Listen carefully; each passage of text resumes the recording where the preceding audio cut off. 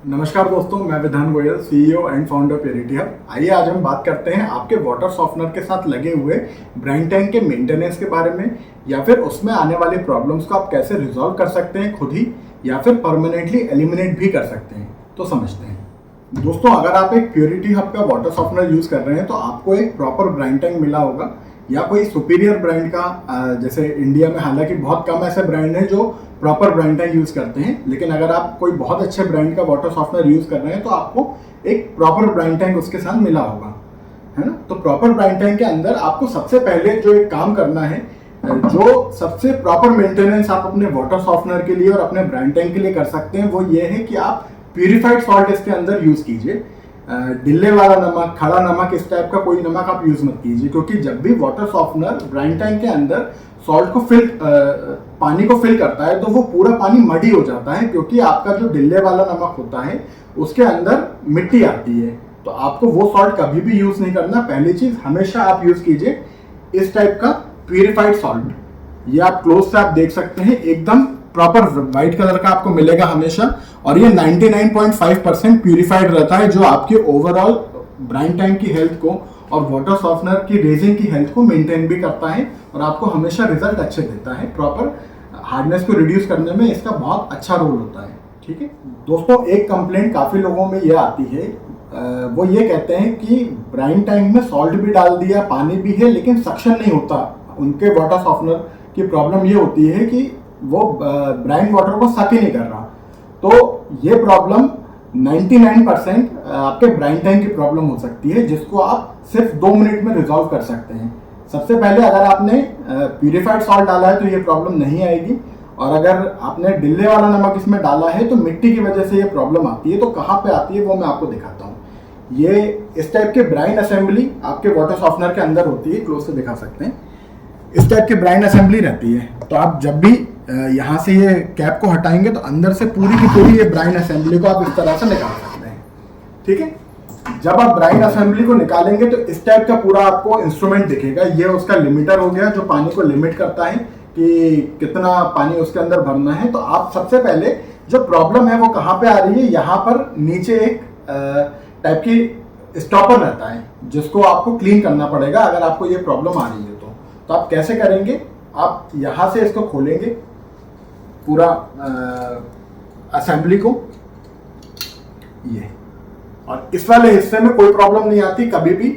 सिर्फ आप इसमें यहाँ पे ये चेक कर सकते हैं कि अंदर इस पोर्शन में, आप क्लोज से दिखा सकते हैं, इस पोर्शन में मड तो नहीं है या कोई कचरा तो नहीं अटका हुआ। अगर है तो आप उसको वॉश कर देंगे और दोबारा लगा देंगे तो ये प्रॉपर चलने लगेगा, है ना। इस वाले हिस्से को अभी हम यहाँ साइड में रखते हैं। सेकेंड, जो मोस्ट इंपॉर्टेंट चीज है वो ये है, यहाँ पर ये इस टाइप का ये स्टॉपर लगा होता है इसके साथ में, ये आप देखिए। तो पानी जब आपका वाटर सॉफ्टनर डालता है तो इसके ऊपर जो ओरिंग है, ओरिंग के अंदर से पानी निकलता है, और जब लिमिटर इसको ऊपर की तरफ पुश करेगा इस टाइप से, तो पानी आना बंद कर देता है, जो ये लिमिटर का काम कर रहा है ना। यहाँ जब नीचे जाएगा तो पानी आएगा, और जब ऊपर जाएगा तो पानी आना बंद हो जाएगा। तो अगर यहाँ पर ये इस टाइप से अटक जाता है कभी कभी यहाँ पर, और दोबारा ब्राइन सक्शन नहीं हो सकता, क्योंकि यहाँ पे अटक गया। अब जब तक ये वापस नीचे नहीं आएगा तब तक आपका ब्राइन सक्शन नहीं होगा। तो ये क्यों अटक जाता है, कभी कभी इस ओरिंग के बीच में और इस प्लास्टिक स्टॉपर के बीच में मिट्टी फंस जाती है, तो इस वजह से ये प्रॉब्लम आती है। तो आप इसको खोल के एक तो मड इसमें से जो है वो साफ कर लीजिए। सेकेंड चीज जो आपको नोटिस करना है वो ये करना है कि जब आपका वाटर सॉफ्टनर सक्शन कर रहा है तो यहाँ पर इसके ऊपर सफिशिएंट सक्शन का प्रेशर होना चाहिए। तो अगर आपका बोर वाटर से अगर आप उसमें सक्शन करवा रहे हैं, आपका सबमर्सिबल मोटर से आपका वाटर सॉफ्टनर रीजनरेशन हो रहा है, तो उसमें मिनिमम इतना प्रेशर होना चाहिए कि वो यहाँ पर इसको वापस इस तरह से नीचे की तरफ पुल कर सके। सेकेंड चीज, और तीसरी चीज का ध्यान आपको ये रखना है कि जो हम भी करते हैं अक्सर, कि हम यहाँ पर एक तरह का वेट लगा देते हैं। अगर उससे क्या होता है कि जब सक्शन होता है तो उसको एक तरह का पुश मिल जाता है यहाँ पे, तो ये प्रॉब्लम आना बंद हो जाती है। ये हम लोग करते हैं कभी कभी हमारे वाटर सॉफ्टनर्स में, कि एक तरह का छोटा सा यहाँ वेट लगा देते हैं। वेट आप कैसा भी मार्केट में इजीली आपको वेट मिल जाते हैं। वेट कांच का वेट होता है, या आप स्टोन का वेट यूज कर सकते हैं, इजीली मिल जाता है, वो आप यूज कर सकते हैं। तो ये इस तरह से आपको इसको मेंटेन करना है। अगर आपने इसको क्लीन कर लिया तो 99% चांसेस हैं कि ये प्रॉपरली आपका इसका जो चाल है वो चलने लगेगी और आपका जो ब्राइन है वो इजीली सक होने लगेगा और दोबारा इसके अंदर पानी आने लगेगा, है ना। ये आपको इसमें थोड़ा सा ध्यान रखने वाली चीज़ है। दोस्तों इसके अलावा एक चीज़ का आप और भी ध्यान रख सकते हैं, वो क्या है, जैसे अभी हमने सीखा कि हम इसके अंदर जो स्टॉपर है उसको कैसे क्लीन करना है या किन बातों का ध्यान रखना है। इसके अलावा एक बहुत इंपॉर्टेंट चीज़ है कि ये वाला जो पाइप है ये 3/8 का साइज का होता है। तो जब नमक इसके अंदर से ट्रेवल करता है तो कभी कभी क्या होता है, नमक इसके अंदर चिपक भी जाता है। तो आपको एक बार इसको नॉर्मली मुंह से ब्लो करके भी देखना है कि आपकी हवा जो है, मुंह से जो हवा है वो इजीली इसमें से पास हो रही है कि नहीं हो रही है। उससे आपको ये समझ में आ जाएगा कि इस पाइप में तो पर्टिकुलरली कोई चोकिंग नहीं है। जैसे मैं एक ब्लो करता हूं, अभी मेरी जो ब्लो की हवा है वो यहाँ आराम से निकल रही है, तो इस पाइप के अंदर कोई चोकिंग नहीं है। अगर नहीं निकल पा रही है दैट मीन्स इस पाइप के अंदर चोकिंग है और आपको इस पाइप को थोड़ा सा क्लीन करने की जरूरत है प्रेशर वाटर से, तो आप वो भी कर सकते हैं, ठीक है।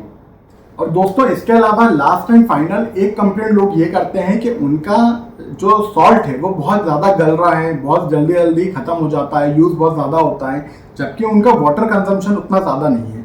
तो यहाँ पर ना तो ब्राइन टैंक के अंदर कोई मिस्टेक है, ना उनके वाटर सॉफ्टनर के अंदर मिस्टेक है। मिस्टेक ये है कि उनके वाटर सॉफ्टनर का जो ये लिमिटर है ये सही जगह पर सेटअप नहीं किया गया है, जिसकी वजह से पानी ज़्यादा फिल होता है और एक ही बार में नमक ज़्यादा गल जाता है।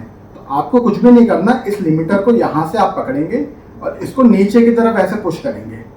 जब नीचे की तरफ पुश करेंगे तो अब इसका मतलब ये है कि पानी सिर्फ इस लेवल तक भरा सकता है, और अगर नीचे कर देंगे तो वहां तक भराएगा। फॉर एग्जांपल इसको आप यहाँ से पकड़िए और ऐसे नीचे कर लीजिए, तो अब पानी सिर्फ यहाँ तक भराएगा। इसके बाद ये इसकी गैसकेट है, गैसकेट को पकड़ के आप इसके यहाँ मुंह तक लेके आएंगे, तो अब जब भी पानी यहाँ आ जाएगा तो ये लिमिटर इसको यहीं पर स्टॉप कर देगा, एक चीज। लेकिन अब ये सिर्फ लिमिट करने का काम कर रहा है, तो सबसे पहले आपको ये ध्यान रखना पड़ेगा और ये कैलकुलेट करना पड़ेगा कि ब्राइन रिफिल के वक्त आपका वाटर सॉफ्टनर कितना पानी दे रहा है, वो आप टाइम से कैलकुलेट कर लीजिए। फॉर एग्जांपल 1 मिनट में 2 लीटर दे रहा है और आपको इसके अंदर भरना है कितना, 30 लीटर फॉर एग्जांपल, तो आप 15 मिनट की सेटिंग करेंगे।